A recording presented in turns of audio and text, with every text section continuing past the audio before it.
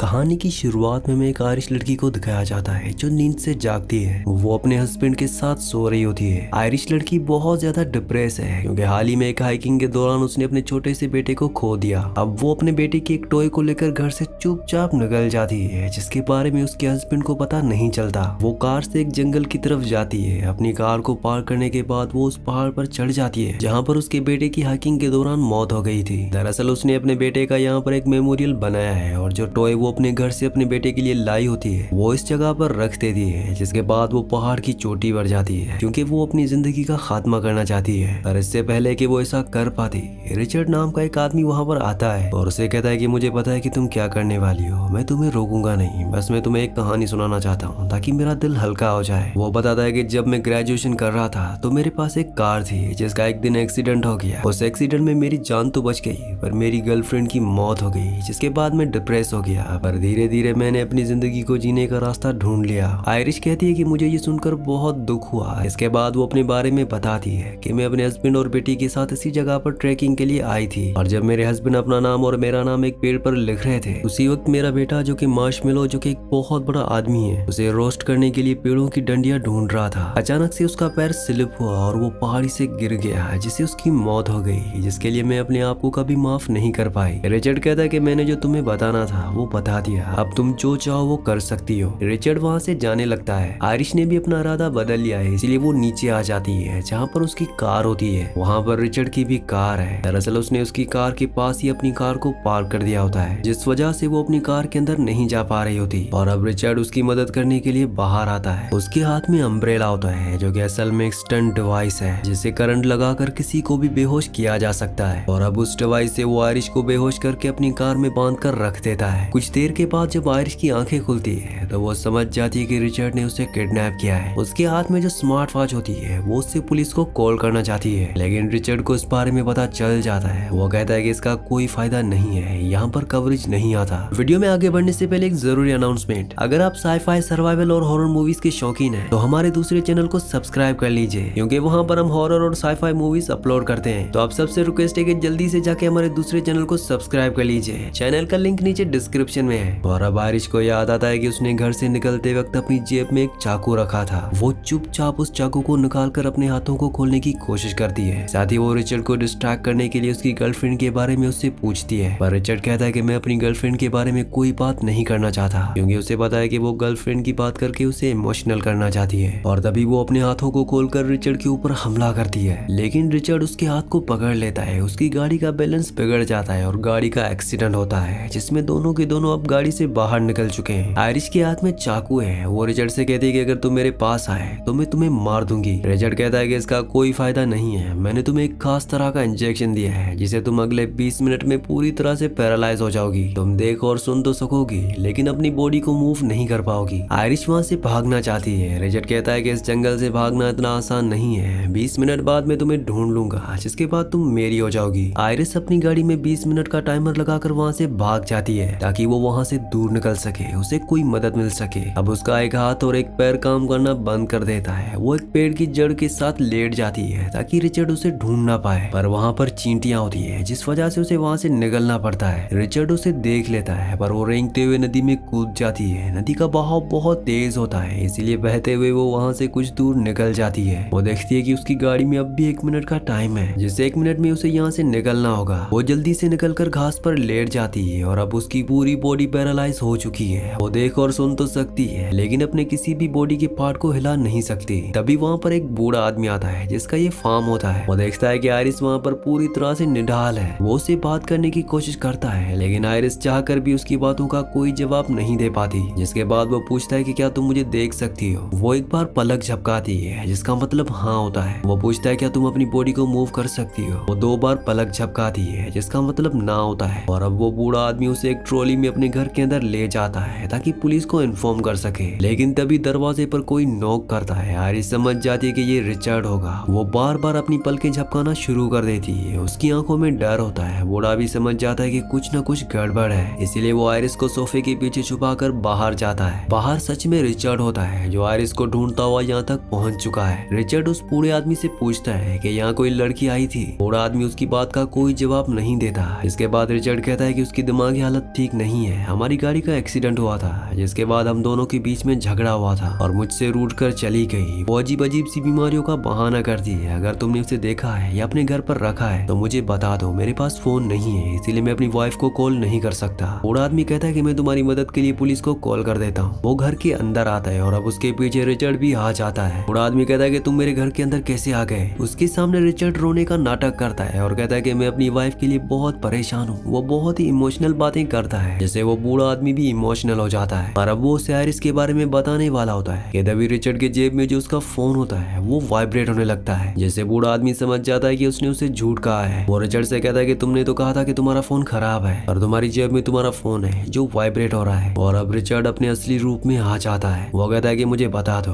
कि तुमने उस लड़की को कहाँ पर छुपाया है, वरना मैं तुम्हें मार दूंगा। बूढ़ा आदमी कहता है कि तुम कोशिश कर सकते हो। वो बूढ़े आदमी के ऊपर हमला करता है, लेकिन बूढ़ा आदमी बहुत ही ताकतवर होता है, वो उसे दूर फेंक देता है। इन दोनों के बीच हाथापाई में रिचर्ड के हाथ में चाकू आ जाता है, जिससे वो बूढ़े आदमी को मार देता है। आयरिस सोफे के पीछे से सब कुछ देख रही होती है। उसे बहुत दुख होता है कि उसकी वजह से बूढ़े आदमी की मौत हो गई। और अब रिचर्ड को पता है कि यहाँ पर पुलिस आने वाली है, क्योंकि बूढ़े आदमी ने पुलिस को कॉल कर दिया था। इसीलिए वो उस पूरे घर पर आग लगाकर यहाँ से बाहर निकल जाता है। वहीं आयरिस की बॉडी में धीरे धीरे दवा का असर खत्म हो रहा होता है, इसीलिए उसकी उंगलियां एक हाथ काम करना शुरू कर देता है, जिससे वो विंडो पर लगी हुई कर्टेन को हिलाना शुरू कर देती है। बाहर रिचर्ड जो उस आदमी का ट्रक लेकर यहाँ से निकलने ही वाला होता है, वो कर्टन को देख लेता है और समझ जाता है कि अंदर कोई ना कोई है। और जब वो अंदर आता है तो सोफे के पीछे देखता है कि वहाँ पर आयरिस है, जिससे वो बूढ़े आदमी के ट्रक में रखकर यहाँ से निकल जाता है। दरअसल अब वो अपने पुराने घर में जा रहा होता है, तभी उसकी बेटी का कॉल आता है जो बताती है कि इस बार मेरे बहुत अच्छे मार्क्स आए हैं, इसलिए मैं और मोम आपके पास केबिन में आने वाले हैं, जहाँ पर रिचर्ड कुछ दिन बिताने के लिए अकेला आया है। रिचर्ड अपनी वाइफ से बात करता है और कहता है कि कुछ वक्त मैं अकेला बिताना चाहता हूँ। उसकी वाइफ कहती है कि मुझे कुछ नहीं पता, शाम तक हम दोनों वहाँ पर पहुँच जाएंगे। रिचर्ड को उससे बहुत गुस्सा आता है, क्योंकि आयरिस को वो उसी केबिन ले जाने वाला था। अब उसकी गाड़ी का पेट्रोल भी खत्म हो जाता है, इसीलिए वो अपनी गाड़ी को एक गैस स्टेशन पर रोकता है और रिचर्ड देखता है कि वहाँ पर कार्ड एक्सेप्ट नहीं हो रहे होते, इसलिए पेमेंट करने के लिए वो अंदर जाता है। वहीं आयरिस का बैकफायर भी काम करना शुरू कर देता है। तभी उसके पास एक छोटा सा बच्चा आता है जो उसे हेलो कहता है, लेकिन इससे पहले कि आयरिस उसे कुछ कह पाती, वहाँ पर उसकी मॉम आ जाती है, जो देखती है कि आयरिस पूरी तरह से निढाल है, वो बिल्कुल नहीं हिल रही। उसे शक होता है कि कुछ न कुछ गड़बड़ है। और तभी रिचर्ड आ जाता है, जो अपनी गाड़ी में पेट्रोल भरकर वहाँ से निकल जाता है। वो जंगल के उसी हिस्से में आता है जहाँ पर उसकी खुद की कार का एक्सीडेंट हुआ था। वो अपनी कार को स्टार्ट करने की कोशिश करता है, लेकिन उसकी कार स्टार्ट नहीं होती। और अब वो तय करता है कि बूढ़े आदमी की ट्रक से वो अपनी कार को टो करके ले जाएगा। पर इससे पहले कि वो ऐसा कर पाता है, यहाँ पर एक पुलिस ऑफिसर आता है जो रिचर्ड से पूछता है कि तुम कौन हो। रिचर्ड कहता है कि मेरा नाम एंड्रयू है, जिसके बाद वो पुलिस ऑफिसर को अपनी आईडी दिखाता है। दरअसल उसका असली नाम एंड्रयू होता है, उसने अपना नाम रिचर्ड गलत बताया था। और अब पुलिस ऑफिसर उसे पूछता है कि तुम यहाँ पर क्या कर रहे हो, और गाड़ी में जो लेडी बैठी हुई है वो कौन है। वो कहता है कि वो मेरी वाइफ है, जो बहुत ज्यादा ड्रंक है, उसने मुझसे झगड़ा किया, जिस वजह से हमारी गाड़ी का एक्सीडेंट हो गया। और अब पुलिस ऑफिसर उसकी गाड़ी के पास जाता है। आयरिस उसे सब कुछ बताना चाहती है, लेकिन अभी भी वो पूरी तरह से नॉर्मल बात नहीं कर सकती। लेकिन उसका एक हाथ काम कर रहा होता है, जिससे वो गाड़ी की विंडो को नीचे करती है और पुलिस ऑफिसर को बहुत मुश्किल से धीरे धीरे कहती है कि मेरी मदद करो। पुलिस ऑफिसर समझ जाता है कि एंड्रयू यानी कि रिचर्ड ने उसे झूठ कहा है। और इससे पहले कि वो अपनी गन निकालकर उसे गन पॉइंट पर लेता, रिचर्ड उसके ऊपर हमला करके उसे मार देता है, जिसके बाद वो उसे अपनी गाड़ी में डालकर अपनी गाड़ी को ब्लास्ट कर देता है और बूढ़े आदमी की ट्रक को लेकर यहाँ से निकल जाता है। आयरिस ने उस सिरिंज को चुरा लिया होता है, जिसके अंदर पैरालाइज करने वाली दवा है। वो मौका देखकर रिचर्ड को वो दवा इंजेक्ट करना चाहती है। आयरिस कहती है कि आज शायद तुम्हारा दिन अच्छा नहीं है, जैसा तुम चाहते हो वैसा नहीं हो रहा। ये सुनकर रिचर्ड को बहुत गुस्सा आता है। वो कहता है कि तुम अपना मुंह बंद करो। और अब आयरिस को मौका मिल जाता है, वो उसके पैर पर उस इंजेक्शन को लगा देती है, पर अभी भी उसका थंब काम नहीं कर रहा होता, जिस वजह से दवा को वो उसकी बॉडी में इंजेक्ट नहीं कर पाती। रिचर्ड उस इंजेक्शन को निकालकर फेंक देता है और कहता है कि मैं तुम्हें अपने केबिन में ले जाकर तुम्हारे साथ बहुत मजे करना चाहता था, इसीलिए मैं तुम्हें इसी झील में धक्का दे दूंगा। वो उसे बोट में बैठाता है और झील के बीचों बीच ले जाता है। आयरिस देखती है कि उसके पास एक चाकू है, जिस चाकू को वो हासिल करना चाहती है। वो कहती है कि मेरी जेब में मेरे बेटे का खिलौना है, मैं चाहती हूँ कि मेरी जिंदगी के आखिरी वक्त में वो खिलौना मेरे पास रहे। मेरी जेब से खिलौना निकाल कर मेरे हाथ पर रख दो। उसकी आंखों में आंसू होते हैं। रिचर्ड उसकी बात मान जाता है और जब वो उसके पास आता है तभी वो उसके चाकू को निकाल कर उसकी गर्दन पर हमला कर देती है, जिससे वो बोट से नीचे गिर जाता है। उसकी गन भी बोट में रह जाती है, जिसे वो उठा लेती है। रिचर्ड ऊपर आने की कोशिश करता है, लेकिन अब आयरिस अंधाधुंध गोलियां चलाने लगती है। एक गोली रिचर्ड को लग जाती है और अब वहाँ पर आयरिस उसी तरह से निडाल पड़ी होती है। वो यहाँ से अब किसी भी तरह से निकलना चाहती है। साथ ही उसे इस बात का भी एहसास हो चुका है कि जिंदगी बहुत कीमती होती है, हमें उसे इस तरह से जाया नहीं करना चाहिए। पर अब उसे एहसास होता है कि जिस स्पॉट पर वो है, गोली लगने की वजह से उसमें पानी भर रहा है। अभी भी उसकी बॉडी पूरी तरह से नॉर्मल नहीं है, इसलिए वो तैर नहीं पाती। जल्दी बोट में पूरी तरह से पानी भर जाता है, जिससे वो पानी में उस झील में डूबने लगती है। पर अब जल्दी दवा का असर पूरी तरह से खत्म हो जाता है, इसलिए वो तैर के ऊपर आ जाती है। तभी वो देखती है कि झील के दूसरी तरफ रिचर्ड अब बाहर आ चुका है। वो उसके पास जाती है, जो अपनी जिंदगी की आखिरी सांसें ले रहा होता है। वो उसकी आंखों में आंखें डालकर बोलती है थैंक यू, क्योंकि उसी की वजह से उसे जिंदगी की कीमत का पता चला।